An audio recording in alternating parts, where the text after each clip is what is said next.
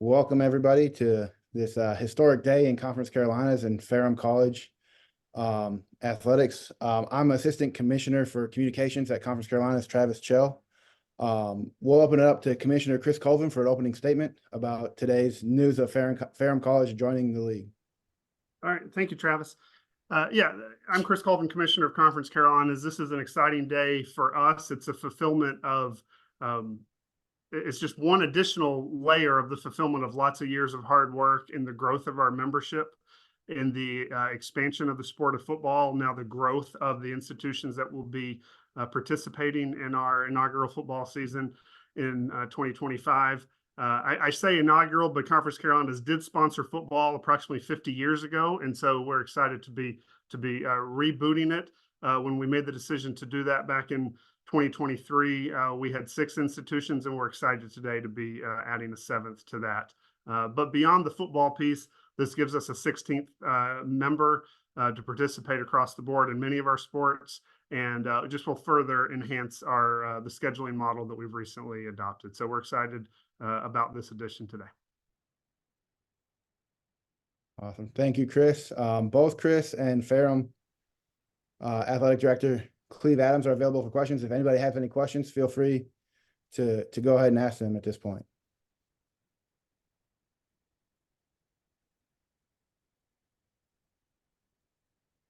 I can go first, and this can really be for anybody, but I guess, Cleve, we'll start with you. I mean, were you guys, what was the process of y'all exploring the Division II move, and how did you land with Conference Carolinas? Well, the process started roughly just over a year ago when Dr. Martin was hired as interim president of our institution. And upon her arrival, I'm confident that she looked around at the landscape and infrastructure of our institution and immediately started thinking about the idea of making the transition to Division II. The talks intensified during the fall portion of the year.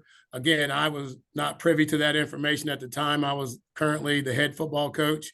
But once I stepped into the role of AD December 1st of 2023, I was brought on board pretty quickly about the initiative of us taking a look. We had hired a consultant through Strategic Edge, who has been instrumental in looking at the breakdown of what it's going to take for us to make the transition. And once I was brought into the fold, it pretty much accelerated fairly quickly from there, from December through January to where we are at present time. So it's been a little bit over a year of consideration. Any idea what you spent on the consultant?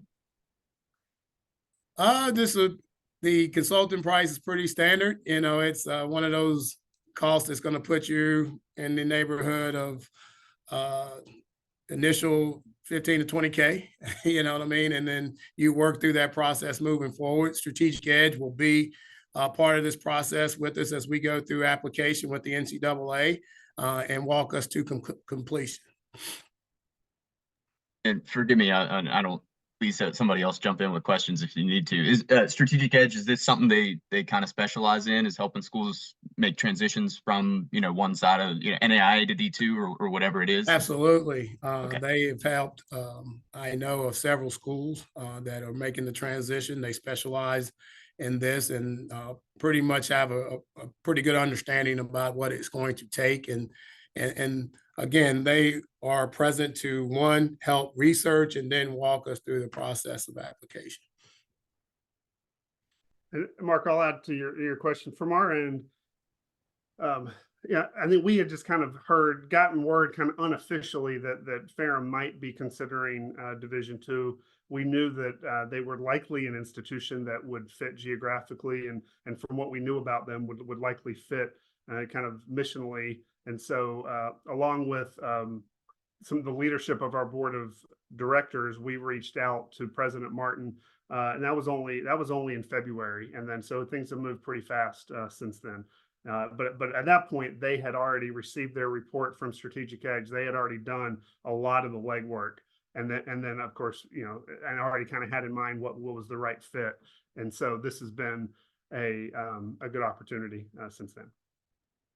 Is it typical for things to move that quickly when those conversations start? I mean, I know you've added other members relatively recently, so yeah, I mean, I would say the last three that we've added did happen pretty quickly from the point of discussion and to coming through. But like I said, in this case, it would not have happened that quickly had a year's worth of research not been done on Ferrum's end prior to that point. So they were very confidential in the work they did initially, and then once we did make that connection, they already pretty well knew the direction that they felt like they wanted to go if they found a good fit. And then it did not take long for us, to bring a site visit team on campus to meet with individuals on campus, and to meet with President Martin and understand Ferrum's mission and values, to understand that yes, they are a great fit with the institutions that we have in Conference Carolina. I think a question I would jump in with, hi, this is Lisa Rowan from Cardinal as well, is, was the school in contact with any other institutions who have made a similar move recently and talking about the impacts or effects of making that change? Were you asking, were we in contact with other schools or institutions? Yes.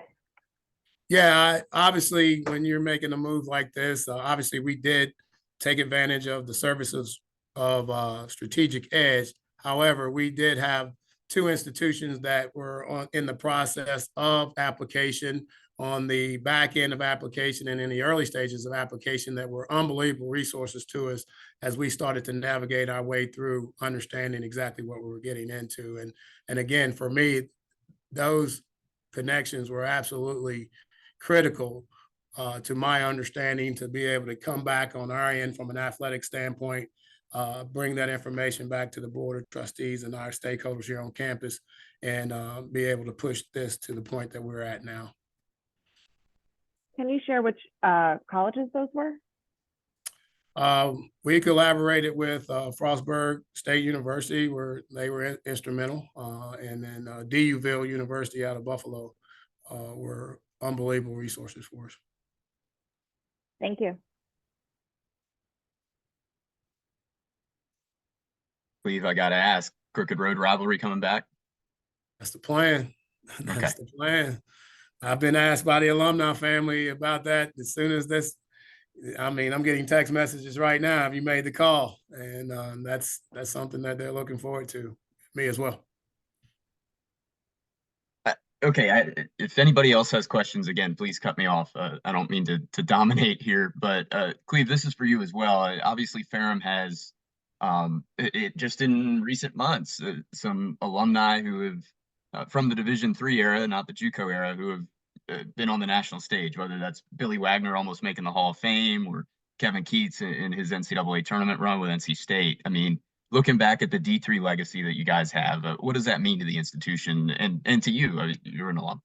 Well, obviously, those two came through around the same time that I did. So obviously have that personal connection with those guys. And I know and remember very well what that looks like here at Ferrum, the tradition that we have, the foundation, athletic foundation that we have. And it means a lot. I mean, obviously, we're super proud of our alumni. We have a lot of alumni out there doing incredible things. Those two just so happened to be in the national limelight here in the last handful of months. And, we were really excited about the possibility of Billy getting inducted this year. I think he was 5 or 6 votes shy this past season, but was also able to attend an induction to the Roanoke Salem Baseball Hall of Fame that Billy was inducted in maybe a month and a half ago. And then obviously Keats, it's unbelievable to see that run, and we follow him closely. In fact, I have even more of a connection on NC State's team. My first cousin's on the staff, so we have a lot of ties when it comes to NC State. But that's a big deal for us right now. Any ideas how those athletic traditions might change with the change of venue, the change of classification? No, I think the goal is for us to get back to our roots and the foundation of being able to attract that quality, that caliber of athlete on our campus consistently. Back in those days, we were a stable force in the state of Virginia in terms of recruitment. And obviously, you understand the state of Virginia landscape and small colleges in and around the state of Virginia and neighboring states.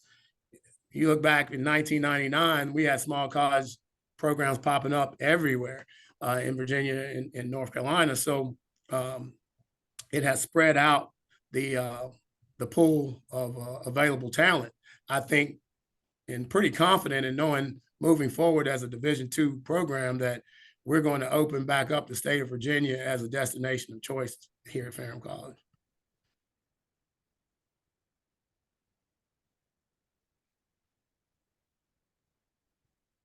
I know you have to add some staffing with some of this. What are the plans for that? Do you have timelines for when you're going to bring some people on board? I'm thinking compliance and Well, that sort of area of things. Yeah, right now that's the big one for us. As soon as we made the announcement at 12:15, our HR office hit send, and we posted for the assistant director of athletic compliance for our program here. That'll be the first significant hire we have, and then from that point moving forward, we'll assess and figure out what we need to do to beef up our athletic department. But that's the critical hire for us right now. So we wanted to get a jump on that. We had the paperwork ready to go, and it's live right now as we speak.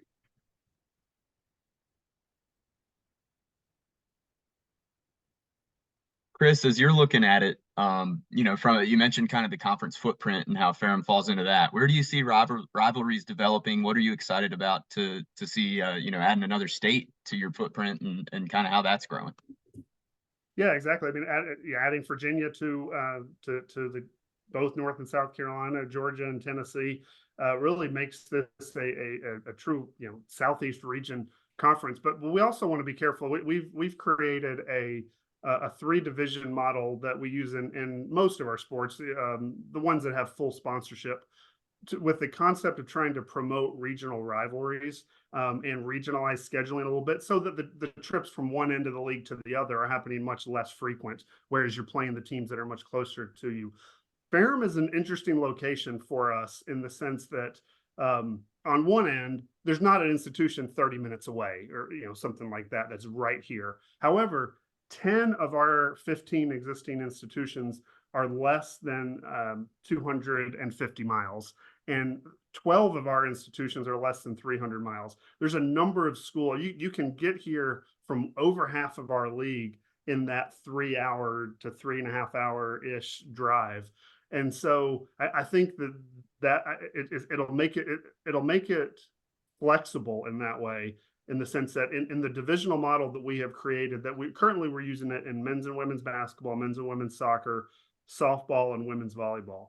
And Ferrum could fit in either the Northwest or the East division of our conference. The East division are schools like Chowan, Barton, Mount Olive, UNC Pembroke, down to Francis Marion. The Northwest division currently consists, well, for next year will consist of King and Lees-McRae, Belmont Abbey, North Greenville, and Converse. And so the Ferrum can fit into either one. We've studied it, and they could work in either one of those models. And so our directors of athletics will work together to figure out, 1 year at a time, what is the best divisional alignment with the membership that we have, based on what potentially could happen in the future. It could shift.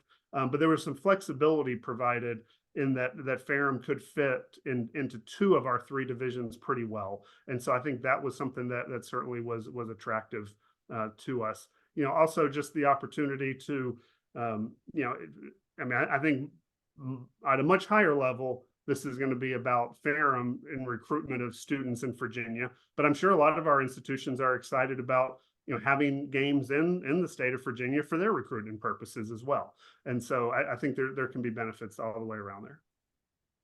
You mentioned North Greenville moving to the Northwest. Is that Shorter going to the Southwest? Is that Correct. how that works? Yeah. Looking So at the standings. Okay. The 2024-25, this next academic year, with Shorter coming on board, they naturally have to be in the Southwest division, and then North Greenville will be a member of the Northwest division for 24-25.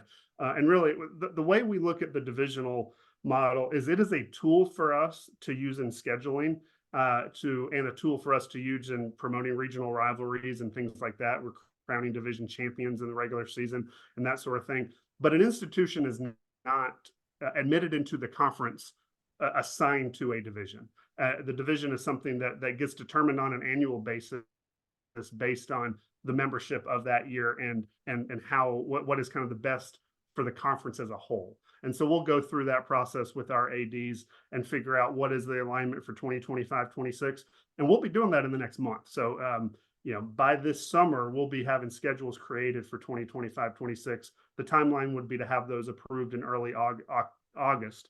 So, by August, coming into the academic year, this next academic year, all of the coaches will have a schedule for what their Conference Carolina schedule will look like in 25-26. But there's some work to be done between today and early August to get those created. And one of those steps is figuring out that divisional alignment. Gotcha. Travis, And then sounds like not you all got of our some schedule sports making. are in that divisional alignment. So those other sports have specific scheduling models for them that work for those sports. And so we'll bring Ferrum into the mix for those as well. Gotcha. Cleve, might be a little unfair to ask because you're like 3 months into the job here, but from a budget standpoint, how do you expect all of this shaken out? With what are the changes from say this year's budget to what you expect it to look like in 25-26? Well, and the main thing we have to focus on, and you can't turn your back on it, is pretty prevalent, is the travel. Even though the potting system is going to be an advantage to the scheduling model, there's no substitute for the travel we have in the Old Dominion Athletic Conference in terms of average distance between schools. So that had to be looked at pretty closely as we evaluated this transition. And then there'll be, a few other things that we'll look at from a budgetary standpoint within each program. But we've taken a strong look at the entire scope of it all, top to bottom, and prepared to make the adjustments as necessary. Gotcha. You mentioned the ODAC with travel. What else about leaving the ODAC is noteworthy on your end? Well, I mean, obviously there's those regional rivalries that we've established over the years. I mean, being a Virginia school in the Commonwealth here, you have those relationships. Even when we were in the USA South, we played across conference. So you had those rivalries that extended over the years. But, we're excited about the alignment with Conference Carolinas. We just feel like that it's a really good fit for us moving forward, and just plan on locking in, finishing out our membership here in the 24-25 season, and then locking in with Conference Carolinas moving forward. Yeah, I know, especially kind of close ties with Ferrum and a lot of the ODAC schools go back to the JUCO days, where there were a lot of people who came to Ferrum and either as student athletes or as non-student athletes who did their 2 years and then went to an ODAC school to finish out. Even one of your predecessors in Abe, did that. Is that same relationship? Do you see that with some of the Conference Carolina schools where they're kind of a dual alumni base? Well, I mean, anything's possible. I mean, obviously, we look to jump in 100% and be a part of the family, the Conference Carolinas families, and part of that is making a full commitment to the league and that competition, and then allow the natural progression of things just to happen. We're not going to forget our roots. We're not going to forget those relationships from the JUCO days. But obviously we're recruiting student athletes to experience a 4-year experience and lock in here at Ferrum. And we're just excited about what's to come in the future, as we transition in 25. Do you see any Mark, changes in sports sponsorship? Sorry, go ahead, Chris. I was going to say, one of the things that I heard several times today from some of the alums from Ferrum was an excitement of resurrecting some old rivalries from the JUCO days. The two schools that I heard mentioned multiple times today were Chowan and Lees-McRae, which were institutions that would have been very similar to Ferrum when they were all junior colleges and were rivalries back then. So that's just an example of two names that I heard several alums mention today in conversations. Yeah, interesting angle, because certainly nobody else in the ODAC had been a JUCO, so that's I guess a different sort of resurrection of rivalries, right?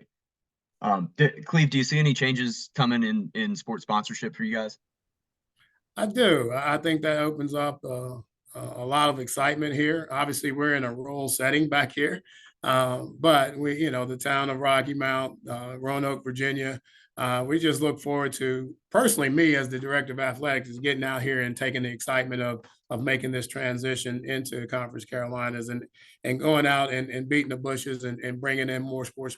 You're talking about sponsorship in terms of other sports. Correct. Adding Oh, I'm or sorry. I cutting thought you were programs. talking Yeah. about sponsorships in terms of local business. I'm sorry. Oh, you can roll with Right that too now, if you think that's going to help. well, Yeah. I think that's going to be a big part of it for me, and it has to be. But in terms of sponsorship in other sports, right now we're sponsoring 21. Our goal right now is to enter the league and stabilize ourselves in the league, and then working together with Conference Carolinas in terms of looking at new opportunities. Once we get into the league and get embedded to the league, anything's possible in terms of additional sports sponsorships once we get our foundation underneath us. Cool. And then I guess just some housekeeping. I know you got to add a compliance director. What other changes do you guys have to make structurally or administratively, the way you do things? What else is going to change about kind of the day-to-day for you guys in the building? Well, I mean, I think the big piece as we work through the process is just creating those partnerships across campus, whether it be the registrar's office, admissions financial aid, creating those connections within our campus to tie up all the loose ends when it comes to matriculating a student athlete at the Division II level. Not that we don't have those systems in place. I just think that it intensifies somewhat when you bring in the aspects of Division II and the requirements that comes along with that. So those partnerships we'll tighten those up, and I'm confident of the efficiency change on our campus in terms of dealing with the student athlete. I mean, the student athlete population is a big part of Ferrum College, so it's going to impact the entire campus as a whole, and I welcome that and look forward to that.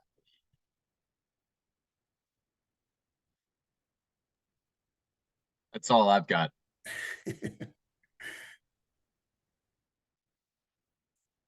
I think Commissioner Colvin, I guess one for you, we've talked about numerous times of the alignment between Ferrum and Conference Carolinas. Can you elaborate why that is such a good fit? Sure. Yeah, I mean, Conference Carolinas, we're not shy about putting forth, a tagline and a philosophy of building champions in body, mind, and soul. The third part of that is the part that's probably unique for a lot of conferences, in the sense that, we believe that the education of the entire student does include a spiritual component. And, most of our institutions are faith-based, although not all of them. Of the 16 institutions that we have in the league, of course, we have 2 public institutions. We have a private institution that doesn't have a faith-based mission, but really the rest of our institutions are institutions with faith-based missions. But even those that are not embrace that concept. The schools are going to implement them very differently. But the idea that the spirit, the soul is a part of the education of the whole student is something that's important to us. And it was clear in talking with Ferrum that they were on board with that concept as well. We really value sportsmanship and value really trying to promote that concept. And I know lots of conferences do. I know the ODAC does. So that's not anything that's new. But that's just an example of, we just feel like the leadership of Ferrum was really aligned with the leadership of Conference Carolinas.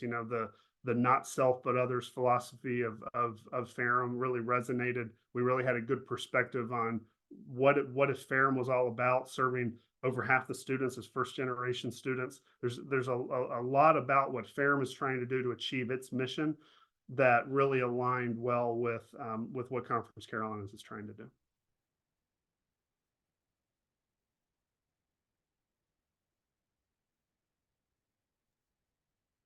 I think if nobody has any other questions, I think we'll wrap it up here. Thank you all for joining us today for this press conference and an exciting time in Ferrum College and Conference Carolina. So we thank you all for joining us today and hope you all have a wonderful day. Thank Thanks, you, everybody. Travis. Thanks so much.